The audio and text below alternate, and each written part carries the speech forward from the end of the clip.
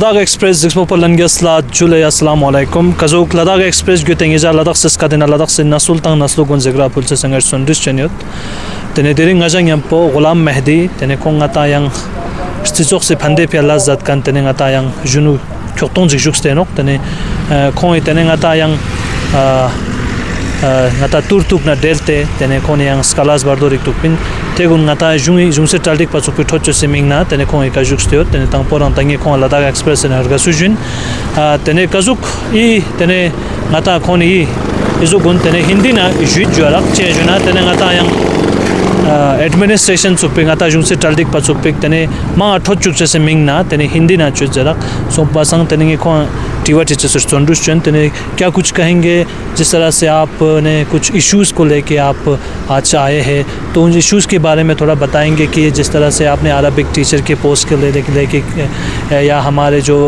तुर्तुक हल्का के जो पटावारी को लेके कुछ आपके कंसर्न थे क्या कुछ कहेंगे इसके?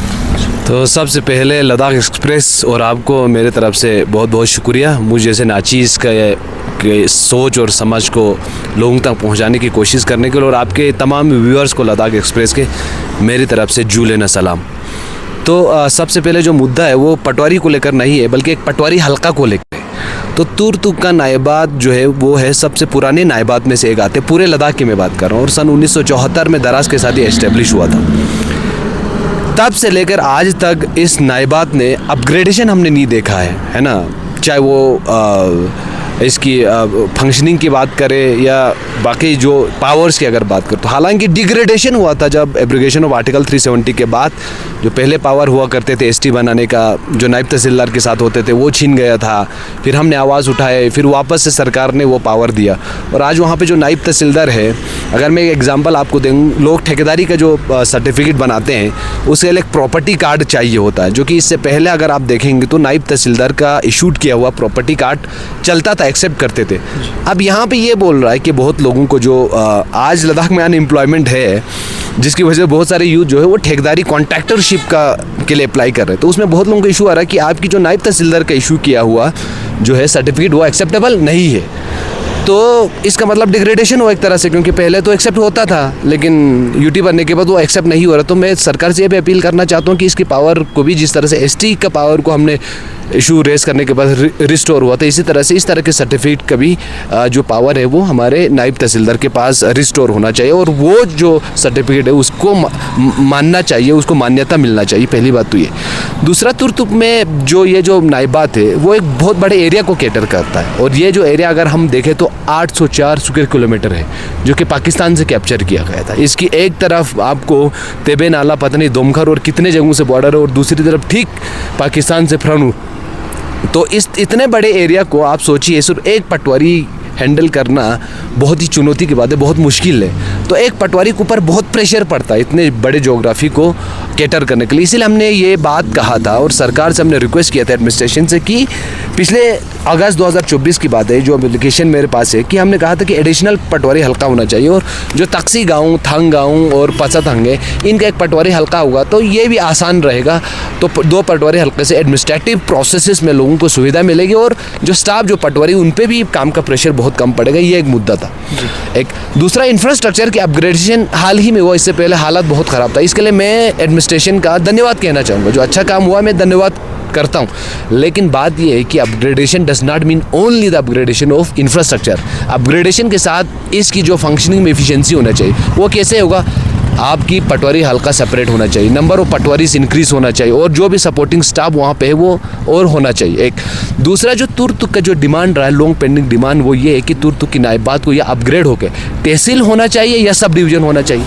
न्यू डिस्ट्रिक्ट कमेटी यानी कि लद्दाख को डिस्ट्रिक्ट घोषणा करने से पहले हमने तुर्तुक के लिए सब डिवीज़न की मांग कर रहे थे। ये मैं लोगों को कहना चाहूँगा, सब डिवीज़न की मांग डिस्ट्रिक्ट बनने के बाद नहीं कर रहे तुर्तुक वाले, इससे पहले हमने किए थे। कम से कम नायबात को तहसील तक करने की हमने बात की, अभी तक हुआ नहीं। जो कि सबसे डिज़र्व करता है। अंदाज़ा इस बात से लगाइए, दरास आज डिस्ट्रिक्ट मांग रहा है और लद्दाख में बहुत ऐसे जगह थे जहाँ पे नायबाद था ही नहीं, वहाँ पे नायबाद बन के सब डिवीजन हो। और सबसे पुराना जो तुर्तुक में नायबाद आज भी अपग्रेड नहीं हुआ, तहसील तक भी नहीं पहुँचा, तो सब डिवीज़न दूर की बात। तो कितना बड़ा इस डिस्क्रिमिनेशन हुआ है दूर दराज इलाके के, साथ आप सोच सकते हैं। तो जब न्यू डिस्ट्रिक्ट कमेटी बना तो हमें उम्मीद जगा इस 804 स्क्वायर किलोमीटर, जिसमें पूरा पाकिस्तान से जो कैप्चर किया गया एरिया जहाँ पे नायबाद एस्टेब्लिश हुआ था, उसके अपग्रेडेशन की हमें उम्मीद जागा है। लेकिन अभी भी उम्मीद करते हैं सरकार से कि तुर्तुकी नायबाद को जब नुब्रा डिस्ट्रिक्ट होंगे तो एक सब रीजन के तौर पर डिक्लेयर होना चाहिए। अगर ऐसा नहीं होता, एक बॉर्डर सेंसिटिव रीजन है तुर्तुक, ये बात आपको समझ में आना चाहिए, बिल्कुल पाकिस्तान बॉर्डर पे, तो वहाँ पे इस मुद्दे को लेकर हम किसी भी एक्सटेंट तक जाने के लिए, प्रोटेस्ट करने के लिए हम तैयार है। जो कि एक बॉर्डर इलाके पे ऐसा अगर एक्टिविटीज़ होता है, पब्लिक में अनरेस्ट और प्रोटेस्ट होता है, जो कि हमारे देश के अखंडता के लिए बहुत ही एक चिंताजनक बात होगी गिलगित बल्दिस्तान को अगर आप देखा जाए तो। इसलिए मैं उम्मीद करता हूँ कि हमें सब डिवीज़न होना चाहिए। तो ये था।